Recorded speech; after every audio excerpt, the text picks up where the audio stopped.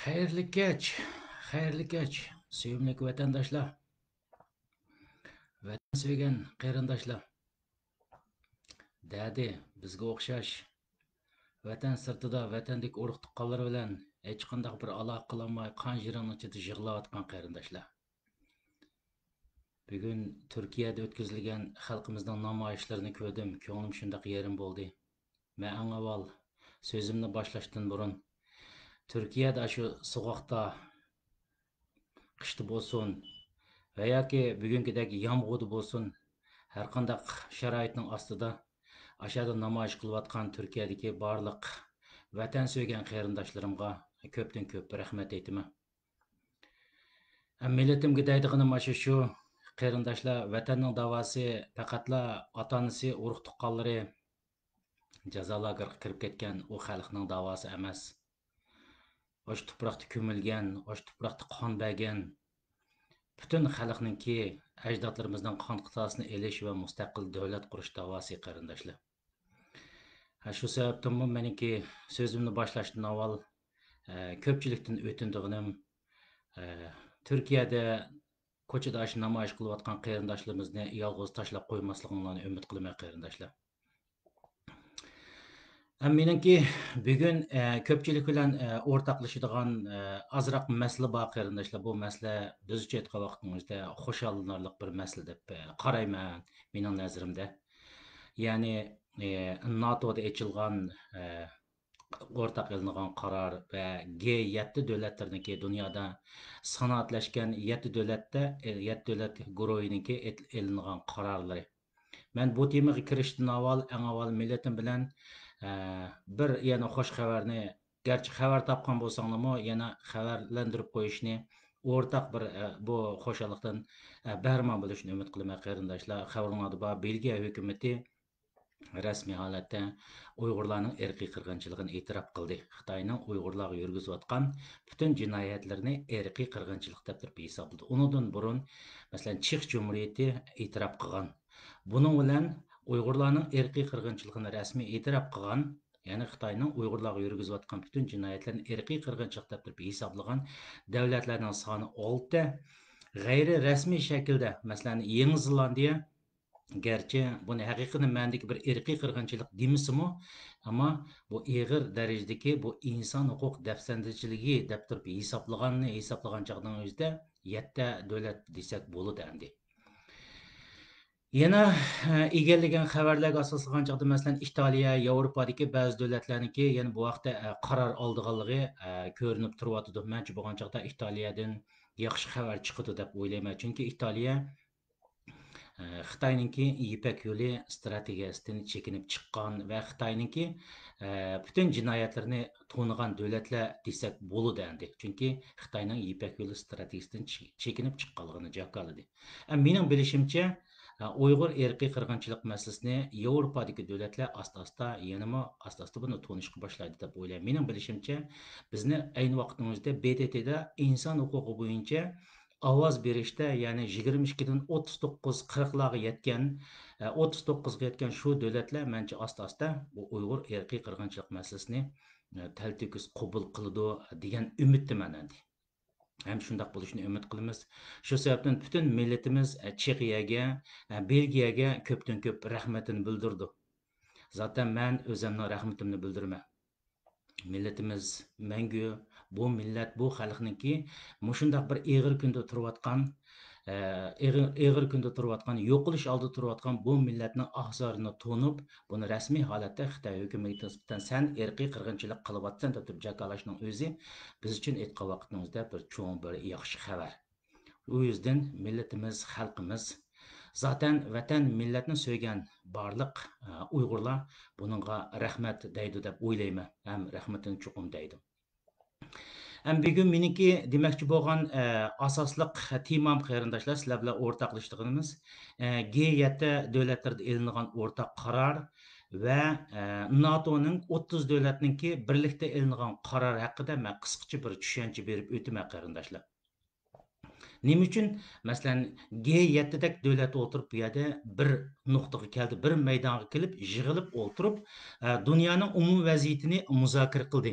Ikki uning ulabla yana NATOdagi 30 davlat, yana uning ulabla o'tirib, NATOdagi 30 davlat yana bir yerga kelib, dunyo vaziyati va boshqa Uyg'urlarning vaziyatini nima uchun muzokara qildi degan masala o'tirg'i chiqdi. Bu tabiiy holatda sizlar bizni sizlar bizga o'tirtib bir yaxshi savolni o'tirg'i qo'ya oladi qarindoshlar. Men bu to'g'riliq necha kundan birisi bizniki nurg'ulg'an Uyg'urlarning medialari bo'lgandan keyin, siyosiy yo'llarimiz bo'lgandan keyin bularning og'zidan bir so'z anglab qolaman degan gaplar bilan men ko'pchilik bilan jiq o'rtoqlashmagan burungi odatim bo'yicha so'zni men deb olay deydigan odatim yo'q.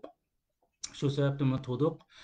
Ammo bu haqda chiqarilgan xulosa haqida mulohaza suhbatlarniki biroz ko'rilmaganligidan men biroz hayron qoldim. Shu sababdan men o'zim bir oddiy kallam bo'yicha, aqlim bo'yicha millatimga bu haqda o'tirib bir tushuncha beray degan nuqtadan o'yildim. Balkim u qarindoshlarimiz keyinroq suhbatda bo'lishi mumkin va yoki ba'zanlari shu G7dek davlatniki, G7dek sanoatlashgan davlatniki yig'inlarda balkim Uyg'ur masalasini o'tirg'i qo'yilishi, balkim ularni rahatsiz qilganlarmi bo'lishi mumkin. Uning qo'lapla NATO'ninki yig'inlardami bu Uyg'ur masalasini o'tirg'i qo'yilishi bu yerda balkim undaq bo'lishi mumkin. Shu sababdan men biroz ularni tinch holatda turib qoldi degan nuqtada men shunday qanday. Xuloslab aytish kerakki, qarindoshlar, bugungi dunyo qarindoshlar, bugungi dunyo to'liq holatda sovuq munosabatlar urushiga kirdi. Ya'ni sovuq munosabatlar urushi degan vaqtning o'zida xabaringlarda bor, ayni vaqtdagi kapitalizm bilan sotsializm deb ikki lagerga bo'lingan sovuq urushga o'xshamaydigan yangi bir dunyo sovuq urush davriga kirdi qarindoshlar. Bu sovuq urush degan vaqtning o'zida ayni vaqtdagi sovuq urushni biroz eslatishga to'g'ri keldi. Ayni vaqtdagi sovuq urushda masalan Sovet ittifoqini markaz qilgan sotsializm lageri bilan Amerikani markaz qilgan kapitalizm lageridagi ikki cho'ng kuch dunyoda shuncha ko'p tirkashgan va Afg'oniston, Vyetnam qatorliq joylarda vositasiz holda bir vositalik bo'lmagan, ya'ni bevosita bo'lmagan holda hatto janglarga kirganligi bu siyosiylarimiz mushkamkicha deb o'tilgan masala. Ayni vaqtdagi sotsializm lageri va kapitalizm lageri bu ikki sovuq munosabatlar urushi edi qarindoshlar. Hozirgisi bo'lsa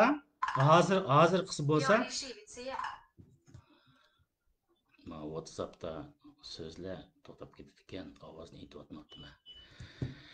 Hozirgi dunyodagisi bo'lsa, qarindoshlar buningga tubdan o'xshamaydigan bir sovuq munosabatlar urushiga kirdi qarindoshlar. Ya'ni hozirgisini aytsak, dunyo demokratiya bilan, ya'ni demokratiyani qo'g'dug'uchi davlatlar bilan diktatorlik tuzumni yoqilg'uchi davlatlar o'rtasidagi ikki sovuq munosabatlar urushiga kirdi qarindoshlar.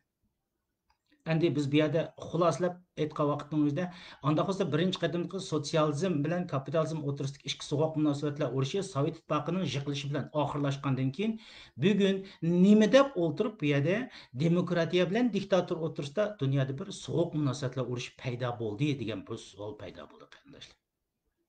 Balkim ben bu so'zni deysem ba'zilaringlar ishonmasliginglar mumkin. Menimcha tabiiyki asta-asta chuqur ishinizlar ham tarix shunday yozadi. Bugungi dunyoning ikki qutbga yana qaytadan bo'linishi, ya'ni demokratiya bilan diktatordan iborat bu ikki kuchninki sovuq munosabatlar urushini qilishi mencha bo'lgan vaqtning o'zida kesib aytishga bo'ldiki, bu yerda tipik Uyg'ur masalasi, Uyg'urlarning irqiy qirg'inchilik masalasi, Uyg'urlarning bugungidek yo'qolib ketish girdoviga duch kelish masalasi tufaylidan dunyo demokratiyani qo'g'dug'uchi taraf bilan diktatorni yoqilg'uchi taraflardan iborat ikki qutbga bo'lindi. Xabaringlarda bor, bu yerda demokratiyani qo'llovchi davlat qaysi davlat? Bu yerda Amerika. Ya'ni bizning Uyg'urlarning irqiy qirg'inchiligini qo'llayotgan davlatlar.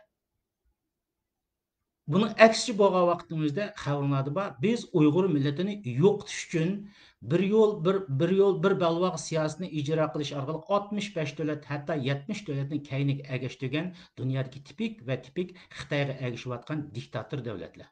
Bu ikki davlatlar, ikki sovuq munosabatlar, ikki qutb bu yerda bu sovuq munosabatlar urushiga to'liq kirdi qarindoshlar. Buni tarix shundoq yozadi.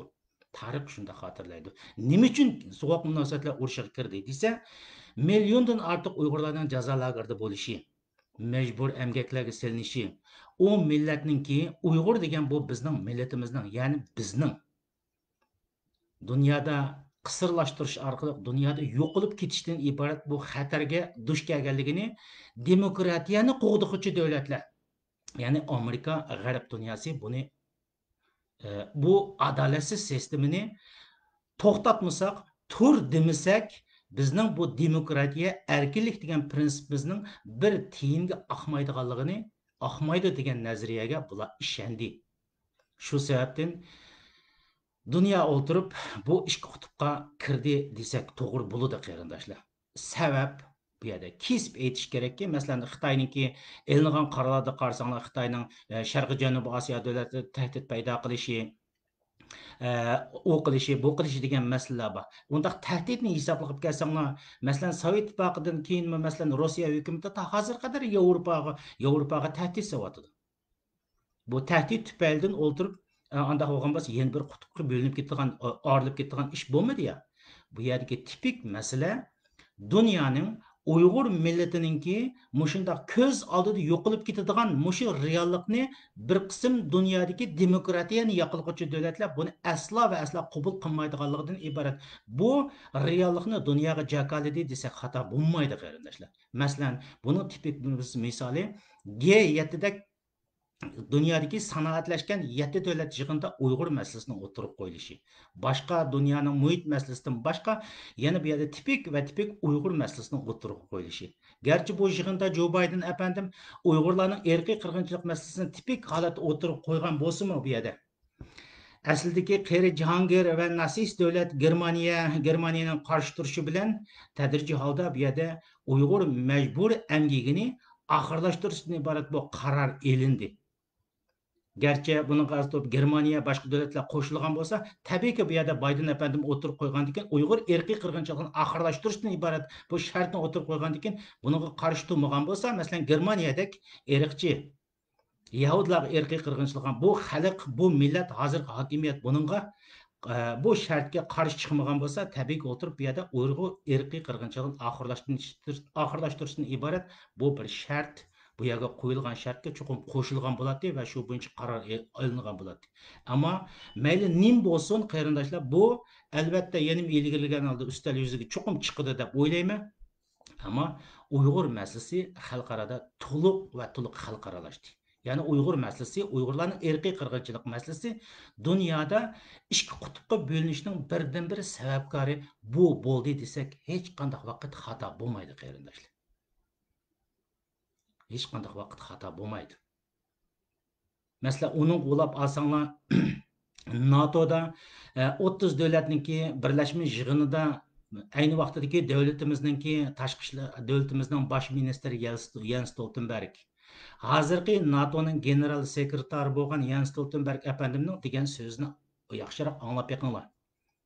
Buningda garchi Uyg'urlarni tipik holatda ismini eptirib olmagan bo'lsa-mu, ammo bu yerda Xitoyning o'zining ichidagi xalqlarga darajadan tashqari ta'qiblash sistemasini, ya'ni kamera ta'qiblash sistemasini o'tirg'a qo'yishi, mushuni ijro qilishi bizni cho'chitdi degan so'z bor. Bu yerda biz Xitoydagi, masalan, bizni ularning nazari bo'yicha qanchalik biz Xitoydagi umum ahvolga selishtirdik. Shundaq bo'lgan vaqtning o'zida mushundaq milliondan ortiq jazolarga akirishdan boshqa yana ularga kamera sistemasini o'rnatgan, ularni mushundaq darajadan tashqari kontrollik ta'qiblash sistemasini tutayotgan millat faqat va faqat Uyg'urlar. Demak, bu yerda NATO mush orqali andaq bo'lgan bo'lsa, biz rasmiy holda bu sovuq munosabatlar urushiga davrga kirdik degan narsani aniq signalni berdi qarindoshlar. Biz buni mushundaq tushunishimiz kerak.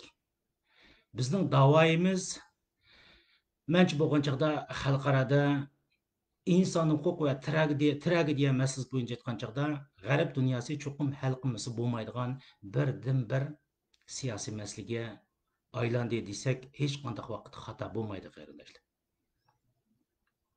hech qanday vaqt xato bo'lmaydi. Meningcha bu so'zlarimizni mening deyotgan so'zlarimni dunyodagi nurg'un siyosiy yo'llar va boshqalar anglaydi. Albatta tahlil qildi, muzokara qildi. Tabiiyki, mush xulosiga keldiganiga men ishonaman qarindoshlar. Hamda andaq keyin dunyo bu sovuq munosabatlar urushiga kirgan ekan. O'ylab beqinglar qarindoshlar. Dunyoda sovuq munosabatlar urushiga kirgan, urush qilgan ayni vaqtdagi Sovet ittifoqining taqdiri qanday bo'ldi? 45 yildan keyin Sovet ittifoqi halok bo'ldi. Bunda deysam o'tirib, hamda sovuq munosabatlar urushiga kiribdi deb o'tirib, yana nurg'un shaytoniy fikrlar bilan millatni qaymoqtiradigan bir professorlarimiz bor. Yo'g'on diplom bor. Bular o'tirib, ha, dunyo o'tirib, hamda sovuq munosabatlar urushiga kiribdi. Xuddi Sovet ittifoqiga o'xshash hamda Xitoymi Amerika g'arb dunyosi bilan 45 yil, 50 yil tirkishdi degan gaplarga ishonmanglar qarindoshlar. Bugungi tragediya undaq bo'lmaydi. Chunki ayni vaqtdagi Sovet ittifoqi undaq tragediya bilan tirkashmadi. G'arb dunyosi Sovet ittifoqi undaq tragediyani hosil qilmadi.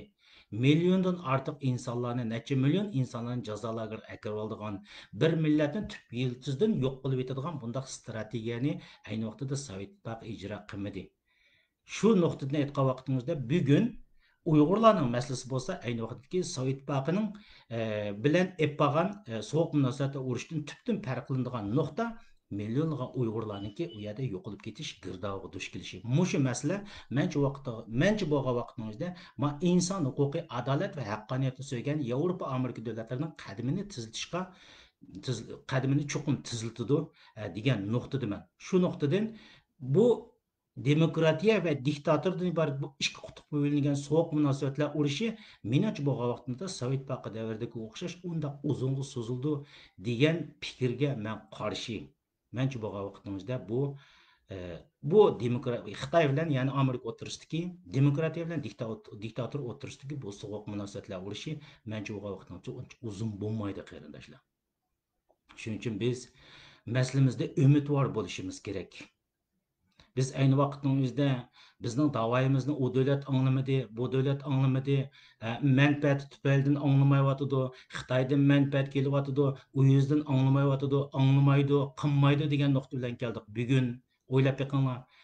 G7dek davlatning yig'inlarida Uyg'ur masalasi o'tirib qo'yilsa, dunyodagi birinchi super kuch, harbiy kuch NATOning yig'inlarida o'tirib bu yerdagi Uyg'urlarning masalasi garchi yana takrorlab o'tay, Uyg'urlarni bevosita tilga olmagan bo'lsa-mu, Jens Stoltenberg so'zlarini o'qib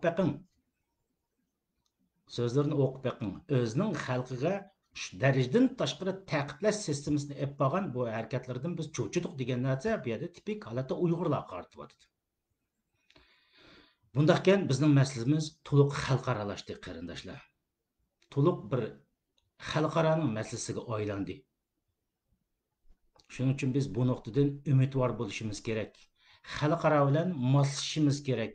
Xalqaro bilan bir satda yana xalqaro degan vaqtimizda sovuq munosabatlar urushida demokratiyani yoqilg'uchi, ya'ni Uyg'ur erkiy qirg'inchilik masalasini qo'llovchi, e'tirof qiluvchi, mushuni oxirlashtiramiz degichi taraf turayotgan davlatlarda biz boshdan oxir mahkam turishimiz kerak.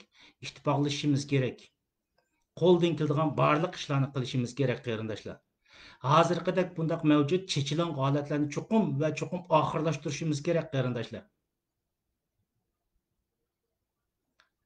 Bizning qo'lig'imizning tubida jaranglab turdi. 2020 va 2020dan burun dunyo bizning so'zimizni anglamaydi. Dunyo bizning so'zimizga quloq solmaydi degan narsalarni men 15 yildan beri jaranglab turib, anglab turdim. Bugun dunyo bizning so'zimizni anglayotdi. Dunyo bizdan o'ta, ya'ni g'arb dunyosi demokratiya bizdan o'ta bizning masalamizni qanday hal qilamiz degan masala bo'yicha o'zining milliardlab so'lisidan voz kechishga tirishyapti. Korxonalarga besim ishiltyapti. Uyg'ur majburiy emgakka doir ishlar bo'lsa, buning bilan sen shug'ullanmaysan.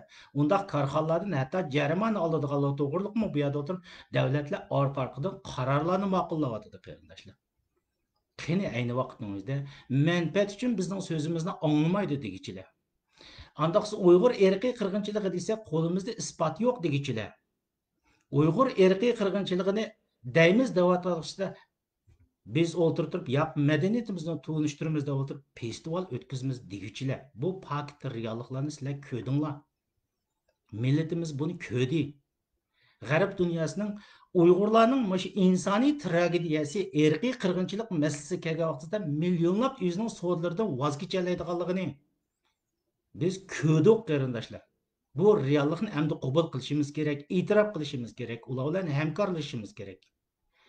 Ular bizden neçə qədəm aldıq ötəb ketiyotgan vaqtimizdə endi biz Uyg'urlarmi o'ltirib bundaq tashkilotni neçə mingga tashkilotni neçə yuzga yetkazib, hukumatni neçə yuzga yetkazib, bir-birimizning so'zimizni anglamaydigan, birlikka kelolmaydigan, ittifoqlasholmaydigan bundaq holatni biz oxirlashtirishimiz kerak, aziz vatandoshlarim, millatdoshlarim. Biz tarixiy vaziyat hozirgidek bizga o'tirib mushundoq bir foydali fursat kelganligini biz ko'rdik. Mustaqillikka ko'zimiz yetyotidi. Vatan millat xalqni vatan millat xalqlarni ozod qilib bir mustaqil bir Uyg'ur davlatini qurishga ko'zimiz yetyotidi. Ammo tashqi dunyodagi real vaziyatni olsak, biz bu g'arb davlatlarining, ya'ni demokratik davlatlarning bizni qo'g'dash yo'lida ep borayotgan tirishchanlikni sezadigan chog'da biz Uyg'ur tilli insonlar buni sezadigan chog'da yana biz uyquda. Mushu taraf meni shunchalik qayg'uga, shunchalik hasratga soladi. Bizning nimamiz bor, bizning talishadigan. Men buni tushunmayman. Nurg'un futbol cho'lponlari o'tirib o'zining Xitoy bilan bo'lib, Xitoyning shu Uyg'urlarning masalasini qo'llaganligi tufaylidan futbol musobaqalarida Xitoyning besimligiga duch kelgan, hatto futbol cho'lponlaridan keyin nurg'ulg'an futbol cho'lponlarining masalan o'zining millionlab o'zining kirimidanmi oltirib orlig'ini biz ko'rdik, anglayapmiz. Mana davlatlar o'zininki g'arb davlatlari o'zining milliardlab sodasidan voz kechishga o'zi o'tirib bu qadamlarni besyapti. Biz uchun, kim uchun? Biz uchun, Uyg'urlar uchun. Vatanda ezilayotgan, qirilayotgan, tugayotgan xalqni qutqizish uchun bo'layotdi. Bu qadamni besyapti. Bo'lmasa, G7dek davlatlarning u yerga yig'ilib, boshqa masalalarni hal qilish, dunyoning masalalari yomon jiqqu. Qarindoshlar, men shuning uchun deydiganim, o'tinay qarindoshlar, bunda uyquning ichida yetib olmayli. Uyquning ichida bo'lmayli. Mayli tashkilotlarimiz bo'lsin, endi o'zimizning adovat, fikr, ba'zi ko'ni ko'z qarashlarimizni hammasini tashlab qo'yib, birlik keladigan yerga kelaylik. G'arb dunyosi bilan o'tirib, yaxshi fikrlarni beraylik. Bizning istaydiganimiz mustaqillik. Bizning tutgan yo'limiz mushu shu. Xitoy bilan biz mangu birga yashayolmaymiz. Yashayolmaydiganligimizni sen ko'rsatding. Dunyo ko'rdi. Biz buningga shohid bo'ldik. Bundaq yaxshi fikrlar bilan ular bilan hamkorlashaylik qarindoshlar. Mushundaq bo'lgan vaqtning o'zida biz vatandagi ashqa qirilayotgan xalqqa, millatga biz yuz keladigan ishlarni qila olamiz. Navoda biz yana mushundaq chechilang'oliq holatda, tartibsiz holatda yana o'zimiz boshqa dunyodagi davlatlar, futbol cho'lponlari, boshqa millatlar o'zining manfaatidan kechayotgan ahvol ostida biz o'tirib bu birlashish, ittifoqlashish yo'lida hech qanday bir manfaat yo'q bu bir yerga kelolmasak, bizning ham biz buni nima deymiz qarindoshlarimiz? Biz yana o'tirib tarixdan ranjiymiz. 1945-yildagi amaldorlarimizni tillab qo'yibmiz. Tarixda andaq qilmabdi ekan, tarixda mundaq qilmabdi ekan. Ular andaq demabdi ekan, bular mundaq demabdi ekan. Shu sababdan bugun biz mushkuniga qolibdi ekanmiz deymiz. Tarixni tashlab qo'yib, bugungi mavjud reallikka qaraylik. Mavjud bugungi reallikka qarasak, biz birmi? Biz ittifoqmi? Biz o'mmi? Biz bir eg'izdan so'zlayapmizmi? Biz xalqaro kutgandan chiqyapmizmi? Ularga o'tirib biz plan, strategiya beryapmizmi? Qarindoshlar, biz buni qilolmayapmiz. O'ylab beqinglar qarindoshlar. Namoyishga chiqqan odamlarning soni cheklik. Tashqi dunyoda jonivorlar kabi yetib olgan insonlarimiz bek ko'p. Ana Turkiyada bo'layotgan namoyish qarsanglar, ana qarindoshlarimizning holi shu. Turkiyada hisoblasa qanchalik Uyg'urlar bor, qanchalik Uyg'ur tilli insonlar bor, kam degan chaqda 50 ming. Ani ko'ryapmiz. Yevropa, Amerikada bo'lsa qanchalik Uyg'urlar bor, kam degan chaqda 50-60 ming Yevropa, Amerikada Uyg'urlar bor. Bizning bu zulmga, adolatsizlikka, irqiy qirg'inchilikka kelgan vaqtimizda 90% insonlar o'tirib biz sukutning ichida, jimjitlikning ichida, badal to'lamaslikning ichida. Qarindoshlarimiz, bunda qilsak biz u dunyoda Alloh emas, yüz kesib aytaman bizning Uyg'ur davlatimiz quriladi. Uzaq bo'lmagan kelgusimizda quriladi. Biz vatandagi ash millatlar, vatandagi xalqimiz o'zining mustaqil Uyg'ur davlatini qurib chiqqan vaqtimizda siz biz vaqt kelib qolsa, mush jim yetivelishimiz tufaylidan, birlik kelolmasligimiz tufaylidan, bir-birimizni g'ajash tufaylidan biz vaqt kelib qolsa vatan xoinlariga aylanamiz. Vaqt kelib qolsa ularning jazolashiga uchraymiz. Shuning uchun qarindoshlarimiz uyg'onaylik. Jim yetibolmayli qarindoshlar. Bu da'vo sizlar qarindoshlar, o bir necha tashkilotlarning, o dam elayotgan tashkilotlarning vazifasi bo'lmasligi kerak. Bu da'vo mustaqillik da'voyimiz.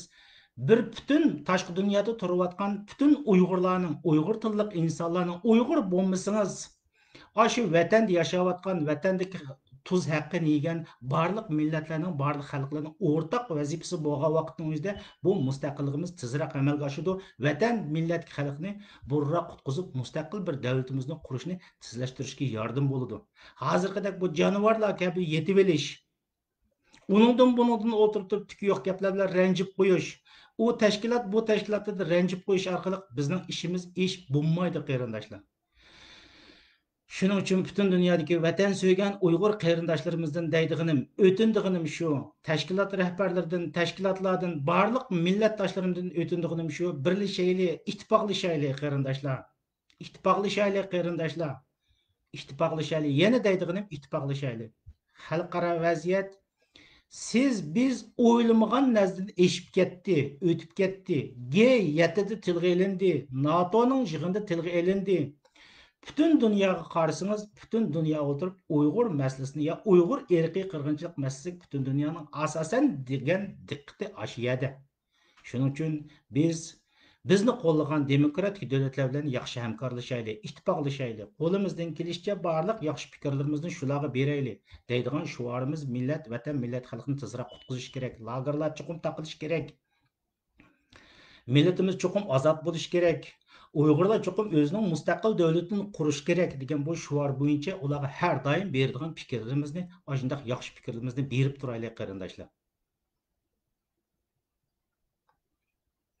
Xabaringlarda bo'lgandek, albatta Xitoymi bu yerda sovuq munosabatlar urishni G7 NATOning yig'inlarida Uyg'urlarning masalasi o'tirib qo'yilgan ekan, u yoqdagi Xitoylar albatta jim yotmaydi. Bilasizlar, uzoq qolmay o'tirib ularma Heliqi Şanghay Hamkorlik Tashkiloti degandek, heliqi Qozog'iston, Qirg'iziston, Pokiston, Saudiya Arabiston, Istoniston, Mavlana o'tirib qo'shilib Paskiniston deyman. Paskiniston qatorliq shu Ipak yo'lda ergishib olgan 70-80 davlatni o'tirib ularni bo'sh kelmaydi, ularni jim yotmaydi. Chunki bugungi kunimizda Xitoy ularni o'tirib chiritdi, ularni setib oldi. Ya'ni tipki masala Uyg'urlarning mustaqillik erishdi masala Uyg'urlarning tip yiltidan qurtishni bar bu strategiyaning ichida ashi diktator davlatlarni setib oldi qarindoshlar. Gaplarim biroz taqattiq qarindoshlarimiz, mana ishdan 15-20 kun 15-17 kundek kuniga 12 soat, 14 soat, ba'zan kunlari 16 soat ishlab kelgan. Demay desam, dugum keldi, balkim gaplarim taqattiq bo'lgandi. To'g'ri tushuninglar qarindoshlar. Mening eng umidsizligiga yerim qaysi desa, xalqaro siyosiy vaziyat biz uchun dunyoda tepilg'isiz bir tarixiy sharoitga keldi. G7da o'tirib qo'yildi, NATOning yig'inida o'tirib qo'yildi. Ammo millatimizning holiga qarasak o'tirib shunchalik chechilang'u, tartibsiz, o'zining o'tirib hech qanday manfaat yo'q. Hech qanday talash tortiqsiz manfaat yo'q. Birlikka kelolmaslik, ittifoqlasholmaslik, bir sistemada fikr qilolmaslik. Meni endişeге savatıdı. Elbette tabii ki sizlerni endişeге savatıdı. Zaten qandaq bo'ladi. Men tileydiğim şu ki, bizning mushu davoyimizni mushunchalik qo'llagan, Uyg'ur irqiy qirg'inchiligini qo'llagan G7da o'tirib qo'ygan Amerika prezidenti Jo Bayden efendim va yoki NATOning amaldorlari, Yevropadagi bizning barliq mustaqil va yoki Hindiston, Yaponiya qatorliq barliq bizning mustaqilligimizni, bizning Uyg'ur irqiy qirg'inchiligi va yoki inson huquq masalasini qo'llagan, biz taraf tutgan barliq davlatlarga deydiganim shuki, Bu nəticə heç bir zaman tashqi dunyodagi men qatorliq bu jonivorlarning, jonbaqarlarning, bu hayvonlarning nəticəsi emas. Bu vatanda ezilayotgan, lagerda yetayotgan, qirg'inchilikning ichida engrayotgan, bosqinchiga uchrayotgan qiz, hada ojiz sing'illarimizning nəticəsi. Shularning ayni reallik ahvollarini tashqi dunyo ko'rgandan keyin bu isbotni to'plab kelib, yo'q, buni cho'qim oxirlashtiramiz degan nuqtaga keldi. Men mushu davlatlardan kutadigan umidim shuki, tashqi dunyodagi men qatorliq bu jonbaqar, jonivor, bu hayvonlarning millat uchun hech qanday ish qilolmaydigan, hatto urug' tuqqanlar men ota-onalarim bilan 5 yil o'tirib, hozirgacha aloqam yo'q. Ularni yevatdimi, nima qildi men bilmayman. Mushundaq o'tirib o'zimni tilsiz, o'zimning ichidagi dard ahvolimni boshqalarga ifodalashga ojizlik qilayotgan men bir insonman. Tashqi dunyodagi nurg'ulg'an Uyg'urlarimiz menga o'xshash shundaq bir inson. O'zining hatto nima deyotganligini, o'zining ichidagi dardini dunyoga anglatamaydi. Yig'a o'zining ichida. Mushundaq o'zining fikrini tashqi dunyoda o'tirib, dunyodagi siyosiy liderlarga, siyosiy rahbarlarga aniq bildirolmaydigan necha ming bu yerdagi kam degan chaqda 100 ming insonlarimizning o'rtaq fikrini olmay turib, yoki vatanimizning chegarasi, vatanimizga chegara to'liq ochilib, NATO va yoki tinchlik saqlash qisminiki kontrollik ostiga o'tmay o'tirib, vatandagi ezilgan, qirilgan xalqning shu xalq bir erkin nafasga elib, ular biz demokratik bir saylam orqali, demokratik bir fikr birlik qilish orqali ya mustaqillik va yoki boshqa degan bir erkin bir fikrga erishmay o'tirib, tashqi dunyodagi mushu jonbaqarlarimiz bilan, jonbaqarlarimizning fikri bo'yicha bizning Uyg'urlarning mustaqillik va yoki boshqa masalalarni bularning fikriga asosan hal qilmasligini umid qilaman. Chunki bu natija, bu badal vatandagi xalqning badali. Ular mustaqillik demdi. Tabiiyki %100 mustaqillik deydi. O ularning natijasi. Bizni qo'llagan davlatlarga, bizning orqamizda turayotgan barliq davlatlarga mening deydiganim shu, bu natija vatandagi qirilgan xalqning natijasi.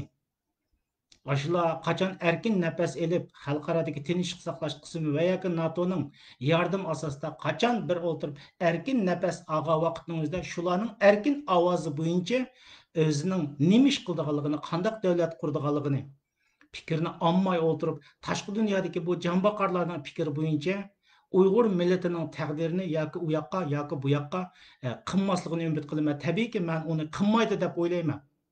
Ammo ba'zi ishonchsiz masalalar insonlarni meni zaten men o'xshash insonlarni mushundaq degizishga majburlayotdi. Bu natija vatan millat xalqning natijasi. Oxirgi qarorni qanday yashash, nima qilishni vatandagi xalq qaror berish kerak. Tashqi dunyodagi bu chechilang'u o'zining manfaati uchun hech qanday manfaatdan bu o'tirib manfaatdan voz kecholmaydigan bularning fikriga asosan vatandagi Uyg'ur xalqining taqdirini tashqi dunyodagi bu jonbaqarlarning fikri bo'yicha hal qilmasligini umid qilaman. Mening deydigan gapim mana shu, gapim taqatqi bo'lib qoldi qarindoshlarim. Ko'nglim yerim, xushallikning ichidami yerim. Hammalar o'xshash yerim. Yana Turkiyadagi qarindoshlarimizning bo'lgan namoyishlarni ko'rdim. Bechora qarindoshlar yig'layotdi. Ey chiqinglar, ey insonlar bormisizlar deb turib to'g'layotdi. Vaqirayotdi. Bechora insonlar, ash insonlar o'tirib endi o'zinglar bilasizlar, necha oydan birisi sovuqni sovuqdamay o'tirib namoyish qildi. Qarsak, yana shu yerning o'zida atalmish o'tirib turib, ismini atab kelsak, ko'ngli ranjiydi ularning ismimizni til otidi deb o'tirib, yana shu yerning o'zida yo'q. Ey qarindoshlar, men sizlarga